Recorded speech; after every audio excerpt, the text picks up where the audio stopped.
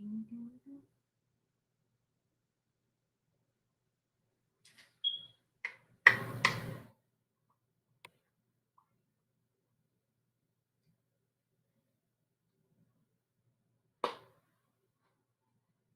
think we're live. Yeah, we're live on it. Okay. Good evening, guys. It's your girl, Finance Muslima. What's going on, everybody?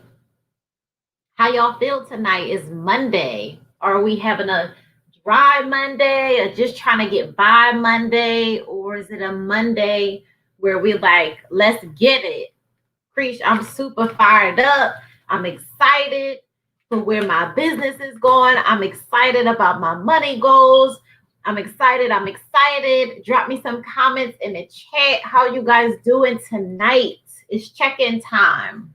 I don't want to hear it's been a long, dry Monday because guess what? It's Monday and I'm tired because I had a long weekend, but we're not talking about that. We keeping our feet on the gas and we're staying focused. We're staying positive. And I'm not going to say I'm tired, so you guys not going to say you're tired either. It's been a Monday. So whether you had control over your day and things went left, whether you didn't, I don't know, but I'm super grateful to be here and I hope you guys are as well. So, as always, I'm your girl, Finance Muslima. I am your licensed financial. I just told you. I just said it. I said it's Monday. That was a long. I'm like, it's Monday. Yes. So I'm not going to base that on the fact that because it was Monday, I'm going to base that on the fact that I've really been multitasking today. And yes, it has been a long day. So forgive me, guys. Your favorite people you love in the world, everybody's entitled to a mess up, right? Nobody's perfect. And I think that's what you guys love about me because I'm pretty upfront with you guys. Good evening, happy Money Monday. It's your girl, Finance Muslima. I am your licensed life insurance agent in the states of Pennsylvania, Georgia, Connecticut, and North Carolina. I am your financial coach. I'm all things mindset and money. I am an author. I am a speaker. And most importantly, I'm a lover of life. I'm all things mindset and money. And my favorite place to be and my favorite thing to do besides praying and living life and, having my freedom and my peace, my next favorite thing to do is be here with you guys and talk about some really great things, make some connections, and do what I love to do. So I'm super excited all the time for what's next. And I don't even be knowing what's next, right? That's when you know that you're on a good path. Because you're like, whatever it is, just give it to me. I'm ready to take it. Good evening. How are you? For you guys that's coming on. Yo, that's really, you got to think about that sometimes. That's a good thing. So, first and foremost, all of you guys that's been purchasing the Mindset and Money Game Planner, I'm thankful for you guys. When you get your planners in the mail, don't forget to share the comments, the reviews, the tags of the stories, the DMs. They've been amazing. I'm really, really grateful for you guys. I'm glad that y'all loving it, but I want y'all to really use the planner and not just buy the planner, right? Thank you for the support, but really use the financial planner. So thank all of you guys for that. If you don't know, I'm doing free 13-minute discovery calls. I've announced this time and time again, good evening, for the fact of it being Assalamu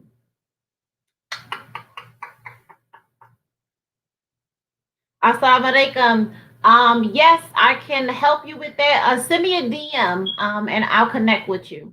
So if you haven't, if you don't know about the free 30-minute discovery call, it's a link in my bio. I believe it's the first one. I'm doing this to help try to create a little bit of strategy or help you get a little bit of direction of where it is you're currently at in order for you to get to where you're trying to go in your financial goals.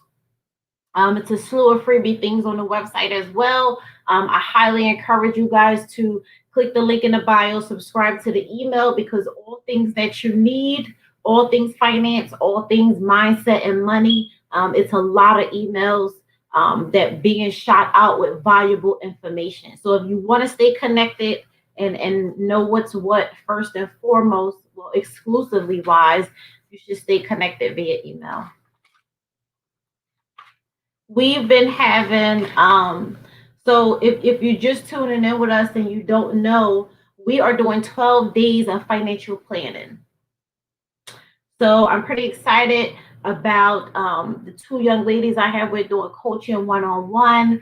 I can't wait. I am so excited about this. Like, it's going to be amazing. Like, be it, have possessions, though, possessing those leadership skills and having the ability to be able to be the accountability, provide the resources, create a strategy, and help most and foremost my sisters with the one-on-one that they need to tackle their goals.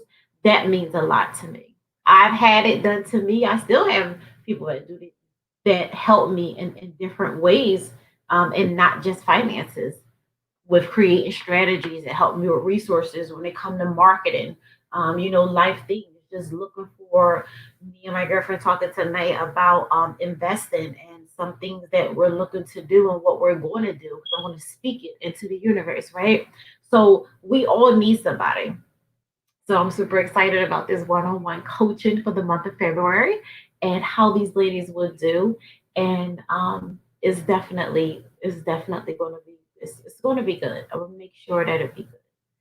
And it's always the best feeling ever when you can really truly do what you love to do and help someone else accomplish their goals.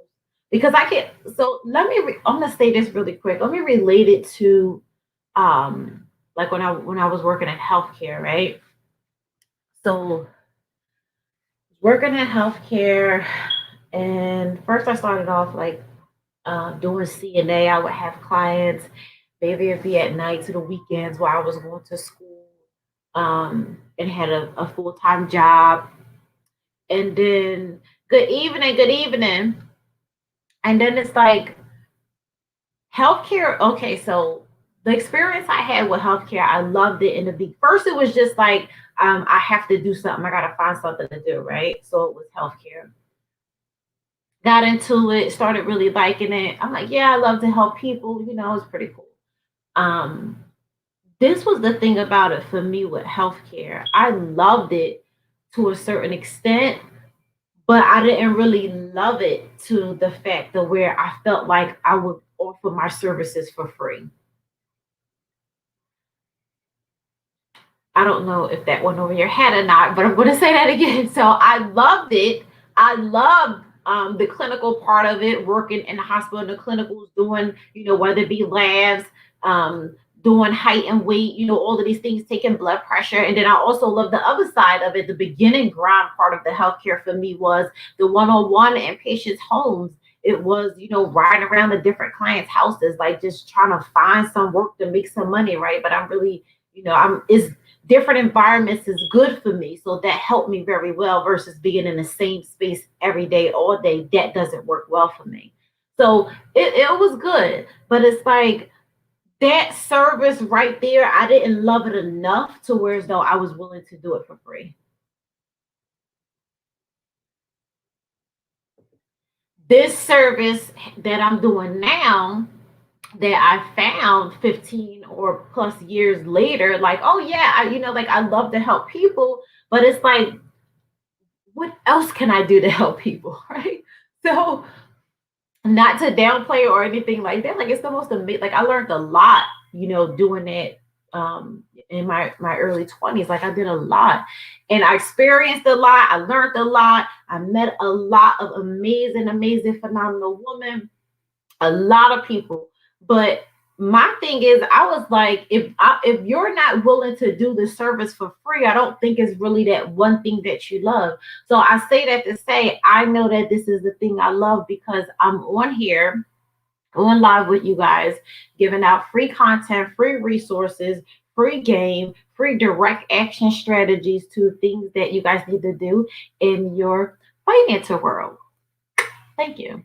So I say that to say that you'll know what you love to do and what's your area, and I guess what you're really passionate at, or either, when you're willing to do the service for free. I have people call me.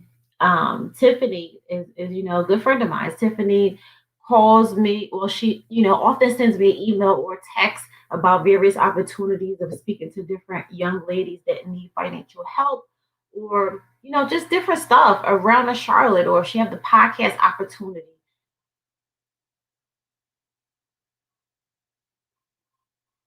I'm not getting paid for those things. Those things I do. Why? Because I'm not going to withhold things that I know can help somebody else just because I'm not getting paid. I get paid for my Lord. I get blessings back in various different ways that's way deeper than money. And I love it. So it doesn't affect me. If anything, it's a timing thing like, oh, we got to work this out in the schedule. Why not? We work out, things that cost us money to spend we don't have. We work that out in our schedule. So why not work something out in our schedule, giving back to somebody else, planting a seed in somebody else and helping them in some shape or form. Good evening, Miss Williams. So it all depends on your mindset and the way you're thinking of it, right?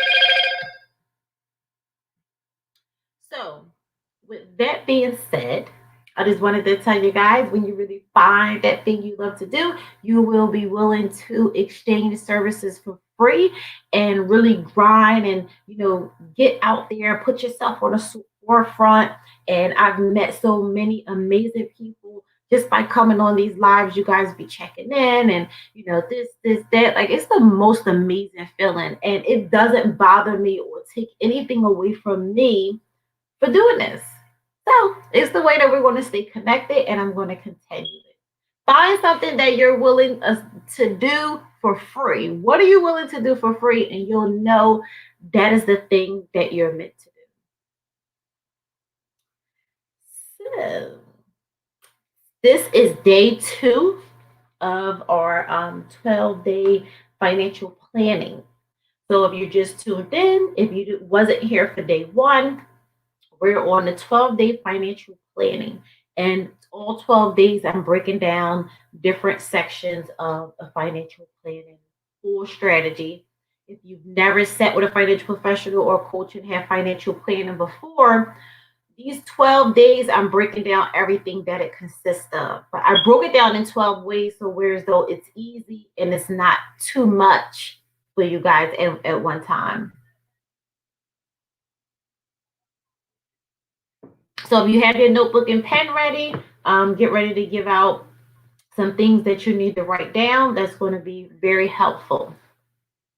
So we're on day 2. And day 2 today, I'm going to focus on personal finance strategy. Day 1 for us of the financial planning was dreams and goals.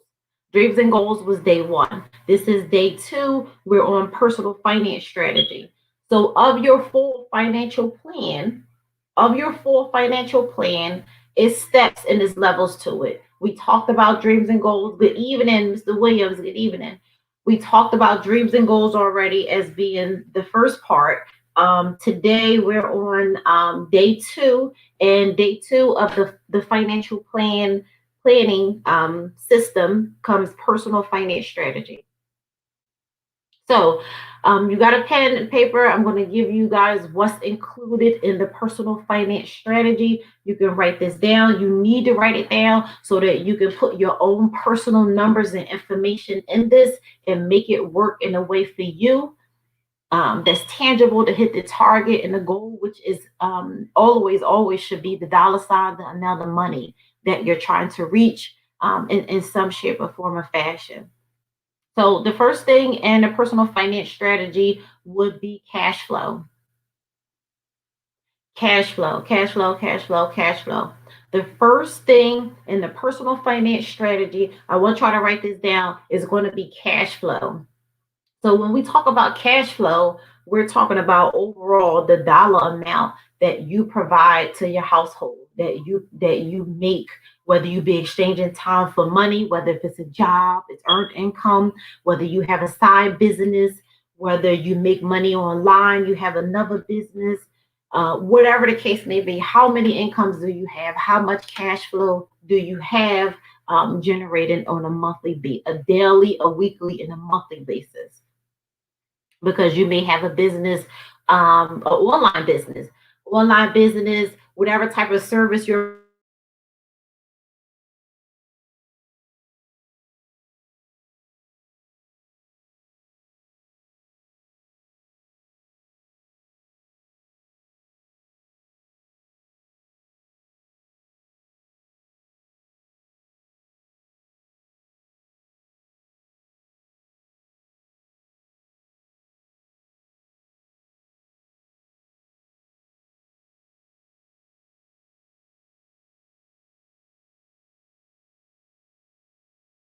Saturday.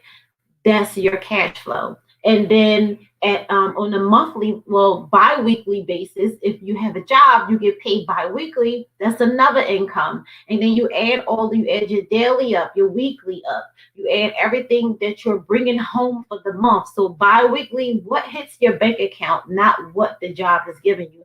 Because essentially, those numbers don't matter. It never gets to us.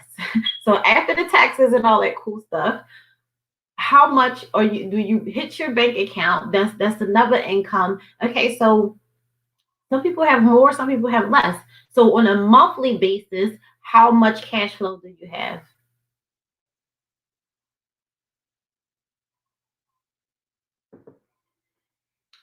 That's the personal side of it. I'll give you a little bit of the business side of it. So um if you are a person that you're a hairstylist, right? You do hair. So you have a salon space, you schedule appointments on a daily basis, you work every day, or maybe you work 3 to 4 times a day, whatever the case may be, you do hair. You schedule an appointments online, your clients show up, your money is already in your account. Hairstylists use online apps now that you pay before you even show up. Okay, so you should, so on your app you have access, so that app that you're using for your business should be connected to your business account, and they should only be used business funds for business. So you're able, if that's the case, which is the way you're supposed to do it, and the most easiest way to be able to go back, right? So on that app, you should be able to pull your app up and say, okay, on Thursday, I had 5 clients, I made $2,000. Good evening, good evening. So if that's your case, if you're a hairdresser, you have an app. Connect your clients have to book you through the app. They have to pay you through the app before they even show up to the appointment. That's money on deck before you even provide a service. Love it. Okay, it's Thursday. Well, let me see how much money I made Thursday. Okay, Thursday, I had 5 clients in the morning, two in the evening. I didn't get out the shop till 10, 11 at night, whatever the case may be. $2,000, let's just say, for a Thursday. That's how you calculate, and you're able to keep in, keep a record of what you bring it on a daily, weekly, monthly basis. So I just gave you a whole rundown of how you tally it and what you're supposed to do to stay in touch with it. So cash flow. That's how you count your cash flow. Now, I just said for a hairstylist on a Thursday, when I said like 5 or 7 clients, I said $2,000. She get way more than 2,000 for 7 clients, I'm sure, right? We have a lot of natural women, but the bottom line is people love to wear weave. They love their weave and stuff like that, which is nothing wrong, but that is expensive. So I'm quite sure for 7 clients in one day on a Thursday, she's going to make more than $2,000 probably. So that's just one day. That's just one day. You still have 29 days left in the month. How do you keep track of your funds and your cash flow to know what's going on and if things are in the appropriate way? What systems are you using to make sure that all your stuff is doing, your money is where it's supposed to be and is doing what it's supposed to do? So the second thing would be debt management. We talked about debt management a little bit the other night. when it comes to debt, it's two different things. Most people are looking to do. Most people are looking to pay down their debt. Like, okay, oh, I have 3, 4 credit cards. I let my I let my balance get out of hand. I need to pay. Two of them is just really crazy right now. I owe $800 on them. I need to get them down. So when it comes to debt management, a lot of people are really focused on paying their debt down nowadays. You have people paying it down to essentially get to a point where they want to eliminate some of their debt, which is fine. Very rarely do you run into the situation of people wanting to consolidate debt. Some people don't know when they should consolidate debt or how to appropriately consolidate debt. So that's something that you probably have to ask questions about based upon how much debt you currently have. So paying down the debt, your credit cards. I don't know. Some people they go really hard on having their car paid off. Some people want to pay their car off. Like it might be a $30,000 or $40,000 car, and they may say, my focus is getting this car paid off because I don't want to, I don't want to carry this monthly bill of $500 every month. I just want to get rid of it. That's some people thing. You have different people that believe in gaining debt, but leveraging debt to create passive income, like not worrying about going to go add another mortgage, right? Add another mortgage as long as you have the income ratio and, make that building a rental place and turn it into some rooms and start creating some money off of that debt. Some people do believe in leveraging debt to create passive income. Some people are like, you know what? I don't want to have no debt. I want to decrease my debt, and to each his own. And I will tell you guys, when it comes to the life insurance side of it, when you're married, when you transition, your spouse is responsible for your debt. That's just the bottom line. It doesn't matter if the other house over here didn't have his name in it. You purchased it alone. When you transition, your spouse is responsible for your debt. So not to get sidetracked, but I'm gonna tell you this: make sure you have enough life insurance to cover your assets. So if you make that purchase because you guys have the income, so the bank will give you that second mortgage and say you guys can afford it. Go ahead. Make sure you have that house or that building, that property, that asset. Make sure you're covering it with life insurance. Now, then I'm gonna tell you, if the property is worth 200,000, you signed the 20-year fix on it. Go open you up a 20-year term life insurance policy for $200,000 and put it in whichever you or the spouse, whoever's youngest and healthiest, put it in their name so that it could be less expensive each month. And then guess what? If something shall happen, you need to replace some income. Well, before we lose the house, we have this insurance policy. Boom, I just gave you the whole game. Thank me later. So that's debt management. Emergency fund. Your emergency fund should be bare minimum of 3 to 6 months of what you need to live off, which would be food, your rent, of course, your utility bills, your necessities that you need to function on a monthly basis. Emergency fund should be bare minimum 3 to 6 months of whatever that looks like. So I use the strategy. Let's just keep it simple. If it costs you $2,000 bare month, each month bare minimum to live, 6,000 bare minimum 2,000 each month. If you say you want to start with 3 months of savings and then work your way up, that's 2, 4, 6. That's $6,000 bare minimum. You should have an emergency fund. You can start an online emergency fund. That's the best way to increase in gaining savings in a really fast way. Put your money in an online savings account. You guys think that that 1% is nothing, but listen, when you paying and you having those you have money automatically transferred to that account on a bi-weekly as you get paid or even weekly. I think that you should have automated withdrawals at least bi-weekly, not once a month. If you get paid once a month, if you're a teacher or something like that, I'll say okay because that's when your money come. But even if you're a business owner, I think that you should transfer funds bi-weekly. Why? Because if you're a business owner and you're creating a lot of cash flow, you have enough money to. I think that when you break it up and automated transfer bi-weekly, the goal seems more tangible. So if you say I want to save $500 this month, it seems a little bit far fetched when you're doing it every month in such bulks, right?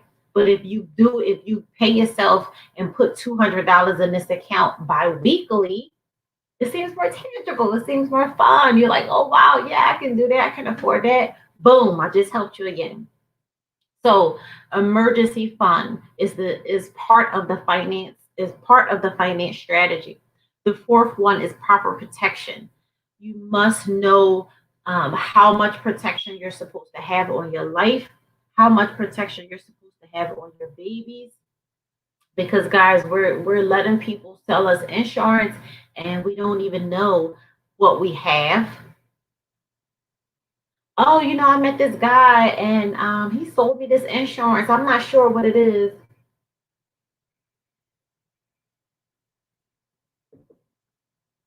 And when was this? When did you start the policy? Good evening, good evening. And you'd be like, oh, I met this guy and he sold me this insurance and child, I gotta find it. I don't really know what it is.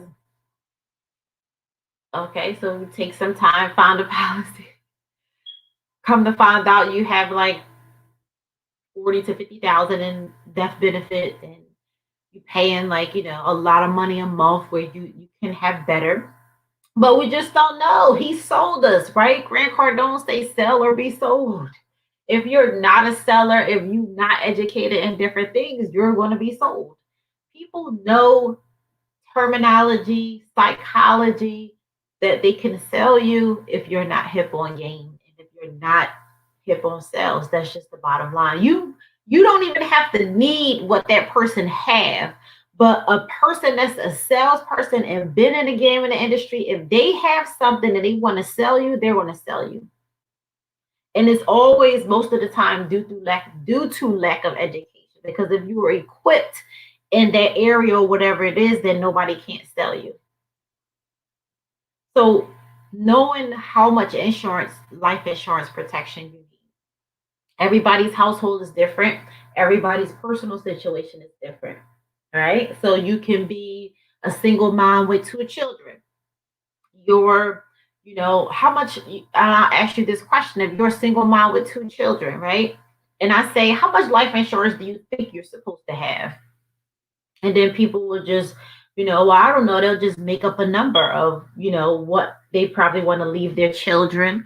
And then they'll be like, oh, well, if they, my family have to pay for the funeral, and then I want to leave my children money. That's mostly the two things that people reply with their life insurance.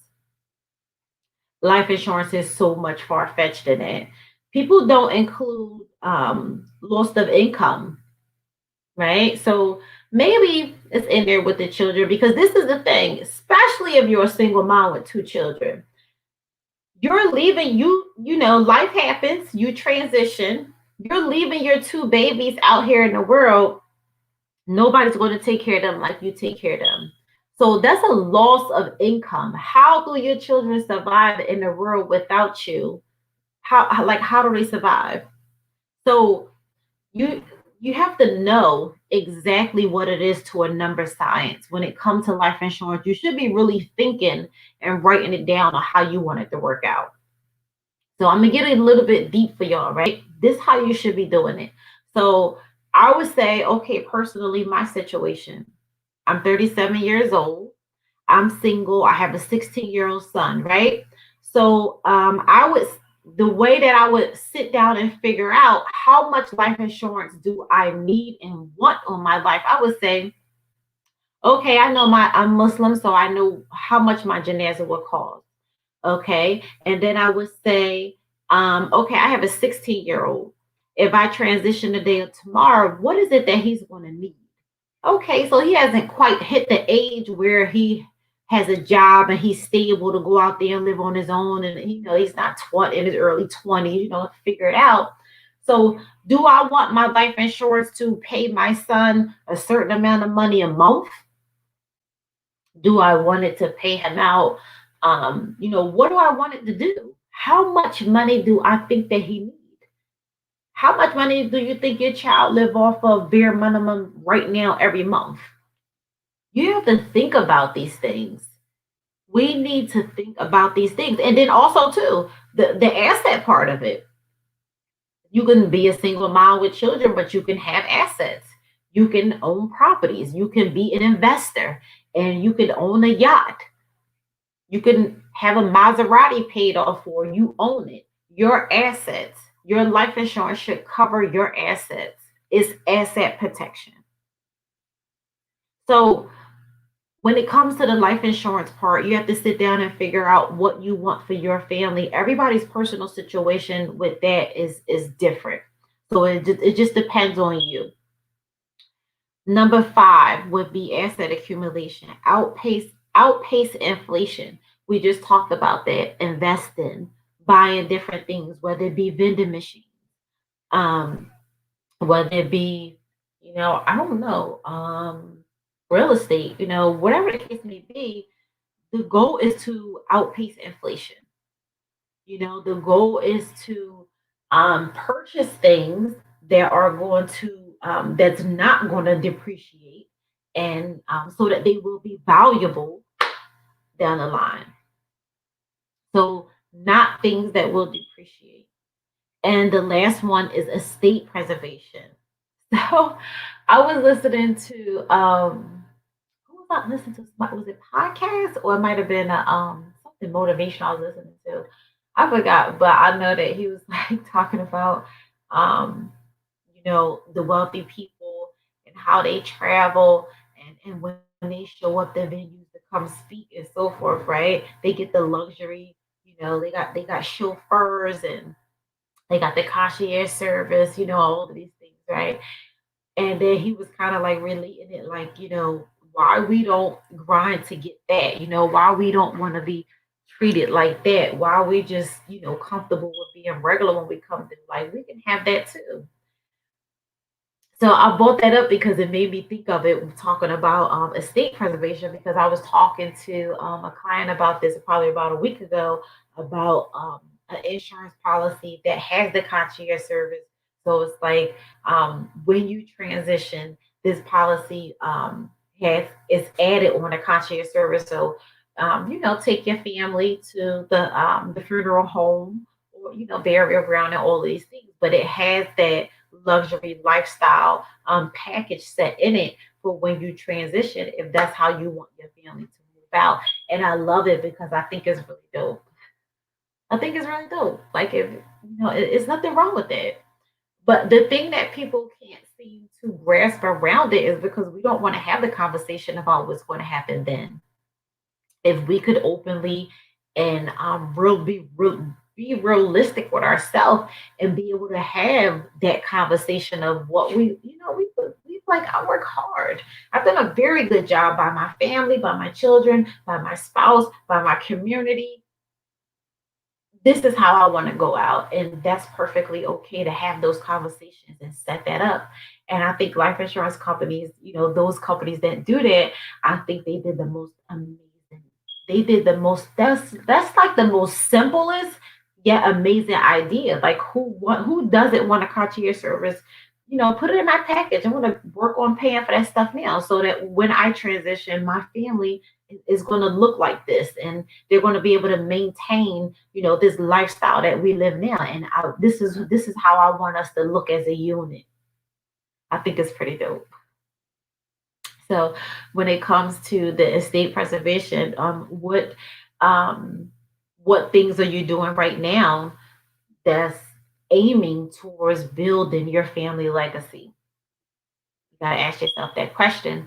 Um, and again, I will say, everybody's definition of family legacy is going to look different. Your family legacy may be leaving, Fortune 500 company to your children, or your family legacy goal may be more than one company to your children, or whoever the case may be. So when I say, what are you doing now towards hitting that goal? What are you setting up in that company right now so that that company will be able to even have something left for whoever you're leaving it to? So whether it be the paperwork, something simple as EIN and LLC, whether it be generating business credit and leveraging those funds to get the appropriate things that you need to get that thing up and running and really make some money. Um, after you start making the money, the building that it's in, are you going to work on owning it, or are you going to continue to lease it, or if location really doesn't matter for your company? So it's a lot of things to keep in mind, because when you talk about family legacy, we're supposed to be working on that every day. We're supposed to be working on our family legacy every day. That's not something that you just wake up like, oh, I'm 50 years old, it's my family legacy. Like, what? You have to accrue to some type of place over the years of what you're doing for your family legacy. So it always can start today, because there's always something that needs to be done. Doesn't matter what your goal is, it's always something that needs to be done.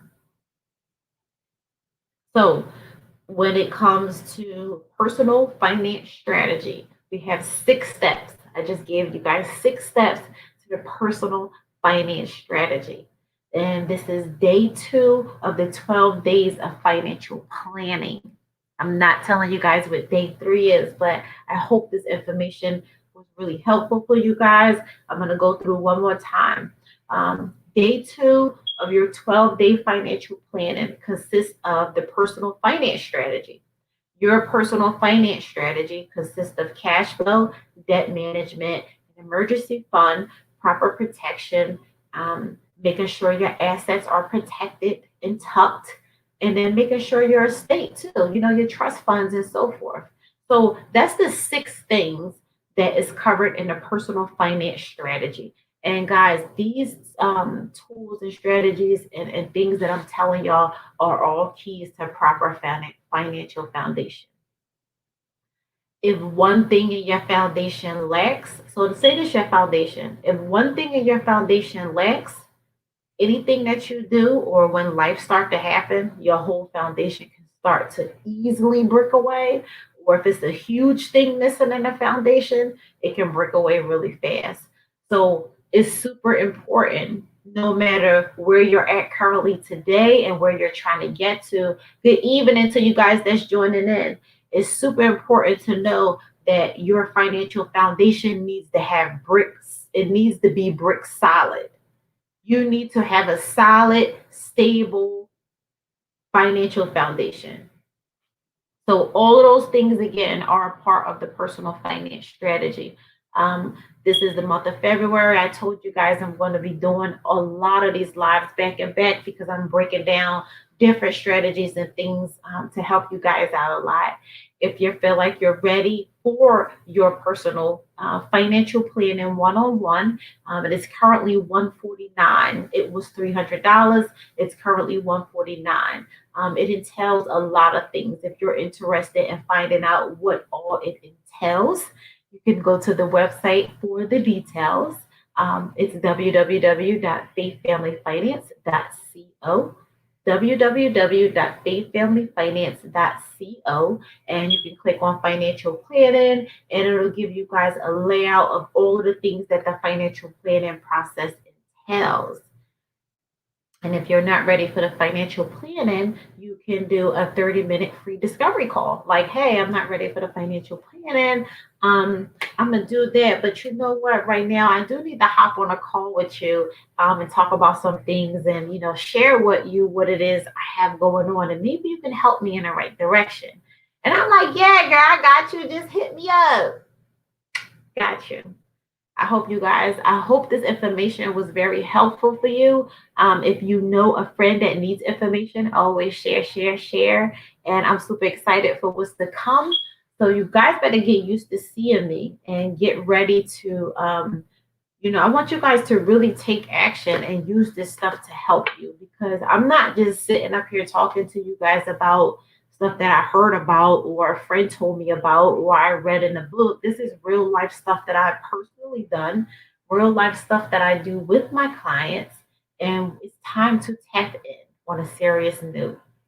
I love you guys. You're so amazing. I hope you have a fantastic